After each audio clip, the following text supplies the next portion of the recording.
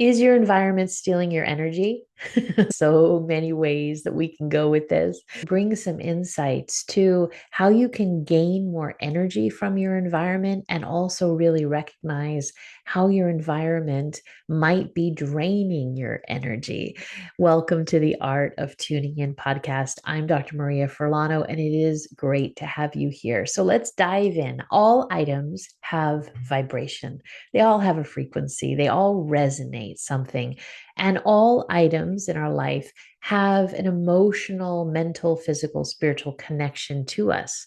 We are corded to the items that we hold because we have created a connection with them. When items in our life have a beautiful, uplifting connection, and every time we see them or experience them or use them, for example, I have this amazing cup that I love. It's a mug I love. And every time I touch it, see it, I have great memories of the person who gave it to me. I love the way it feels. I love how it feels against my mouth. I just love the colors of it. That uplifts my energy. That's what I'm talking about. You have a connection with something, you have a real visceral connection. Maybe you have artwork in your home, or books in your home, or crystals in your home, or things that you look at that you may touch or read or feel, and there's an exchange of energy. So every single thing that you have has a frequency, and you have an exchange of energy. When you're looking around your environment, whether it's your work office, your home office, your personal living space, your car, anywhere where you spend your time, anything that you are connected with, it's good to take time to notice, are the things in your environment giving you inspired energy, or just kind of neutral, or actually draining your energy? Because everything that we can tune into in our life that allows us to be more inspired, that allows us to be more nourished, is a really positive thing for us. There's enough things going on in the world that take our energy and that distract us in our home environment, our car environment, our work environment, the spaces where we spend time in. Those we want to fill with the most amazing vibrations that we can. And one of the interesting things that happens is that, we are focusing on so many things in our life, and we can only take in so many things. Our brain is meant to literally put aside the things that are not important so that we can focus on what we need to. An environment that's filled with clutter, or that's filled with items that don't bring you joy, or that had an emotional exchange. Like, for example, there was a chess set, a beautiful chess set. It was glass and it was beautiful, and I really loved it. Got this chess set while I was in a relationship. When the relationship broke up,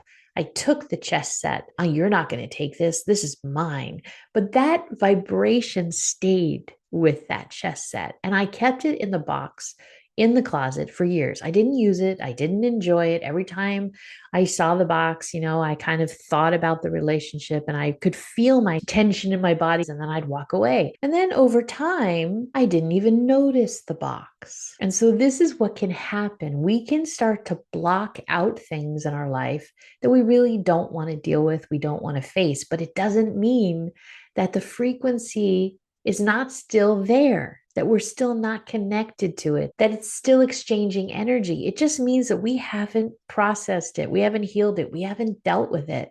That is an energy cord. That is a connection. That's very subtle. I understand it's very subtle. It pulls at your energy just a little bit. So let's say we have a whole bunch of things in our environment that are like that. Everything pulls on your energy. I think this is why spring cleaning, going through your home at least once a year. I know families who used to move a lot. They were in the military. Every 6 months, they would go through their garage, they would go through their home, and they would release things that they didn't need anymore. And this just wasn't children's things as they grew up. This was household items that they just didn't need anymore. And they were in this practice of releasing what they didn't need, donating it, selling it, letting it go, because if they had to move, they couldn't bring everything with them. It was great for me to observe this because for me, I always second guessed getting rid of something because I bought that. I earned that. I invested in it, but it wasn't supporting my energy. It was creating clutter. It wasn't bringing me joy. And I bring this up because if you are truly wanting to go through your environment and to look at what's here and to see what your connection is with things, that's what you need to do first is you walk through your environment one room at a time is really the best thing to do, and you just walk through just very casually and you start to observe your space. You start to observe what's on the walls, you start to observe what's on your desk, what's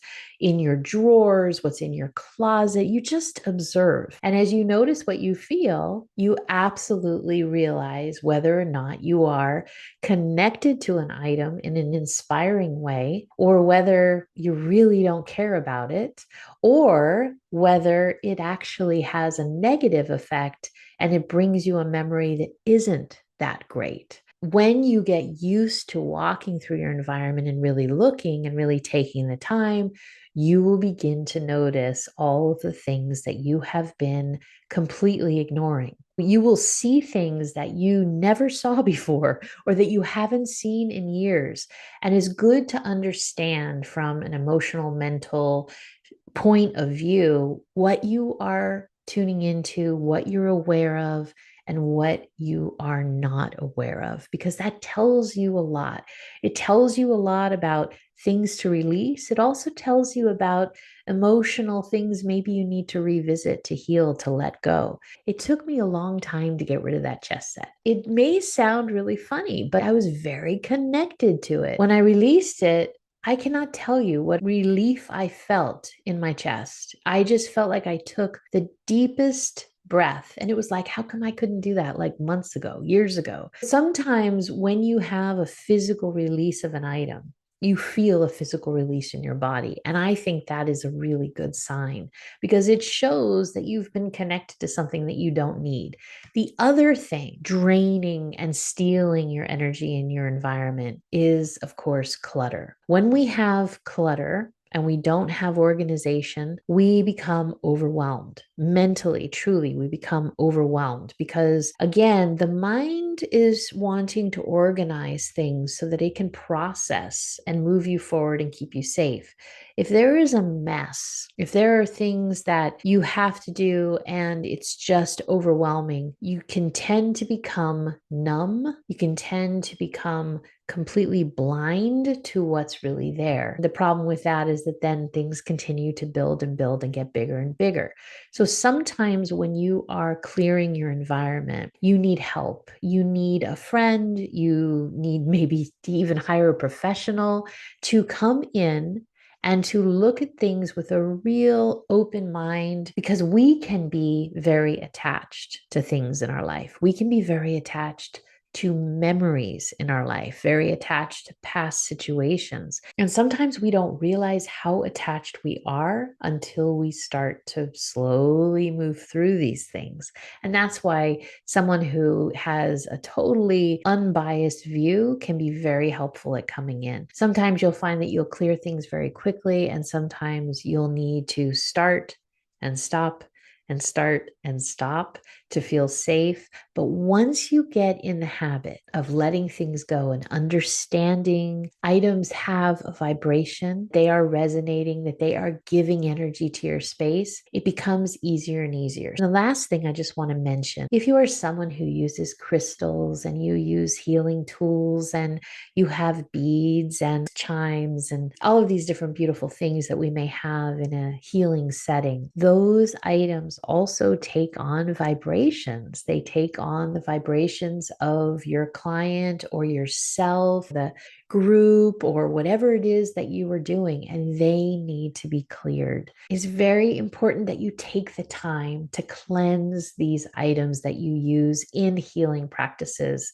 that you use for yourself, your tarot cards, crystals. And I even clear my computer. I clear everything that I am interacting with because I know that vibration is real, that frequency is real, that we are all energy. Every single thing is energy. And so it holds a vibration, and you want to clear that. Have fun with it. Put on beautiful music. There are lots of clearing techniques out there that you can find, but have fun. The whole point is to let go and to elevate the vibration. Be aware of what you're holding on to and why. And can you work through that? And can you let it go? Do you need some help for it?